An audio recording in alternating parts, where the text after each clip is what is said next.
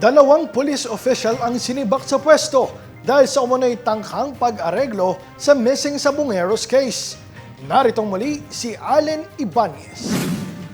Dalawang pulis na umano'y tumutulong upang aregluhin ang kaso ng mga kapwa-pulis na sangkot sa missing Sabongero case ang sinibak na sa pwesto. Pinangalanan ng 5 kamag-anak ng mga nawawalang Sabongero sa National Police Commission, ang spokesman ng PNP Highway Patrol Group at isang opisyal na officer in charge ng PNP Custodial Service. Ayon sa HPG, inilipat na sa HPG Personal Holding Accounting Section si Lieutenant Naday Malang na nagsilbing tagapagsalita ng naturang unit. Allegedly, may pinasundong individual sa labas ng Camp Crame at isinakay po niya doon sa personal ng sasakyan upang makapasok po yung mga individual dito sa Camp Crame.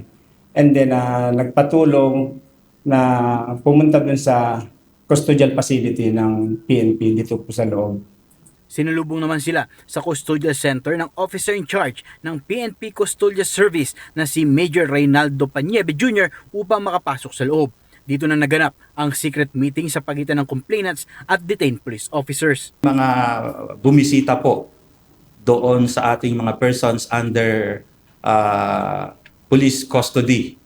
Ngayon, hindi pa po niya napangalanan o during our conversation with him, hindi po niya napangalanan kung sino po yung mga tao na bumibisita doon sa ating PUPC. Base po doon sa inirereklamo. Patuloy na kinukuha ng mga investigador ang mga logbook at CCTV footage sa loob ng custodial center upang malaman kung ilang beses nagkaroon ng pag-uusap ang mga kamag-anak ng mga nawawalang Sabongero at mga sangkot na pulis. Sa salaysay din ng mga kaanak, inoferan din umano sila ng 40,000 pesos na monthly financial assistance para hindi dumalo sa mga court hearings. Sa ngayon, patuloy ang pagkalap ng mga karagdagang ebidensya laban sa mga pulis na sinibak upang mapagtibay ang mga isiniwalat ng mga kaanak ng mga Sabongero at maisampa ang mga kaukulang kaso laban sa mga ito.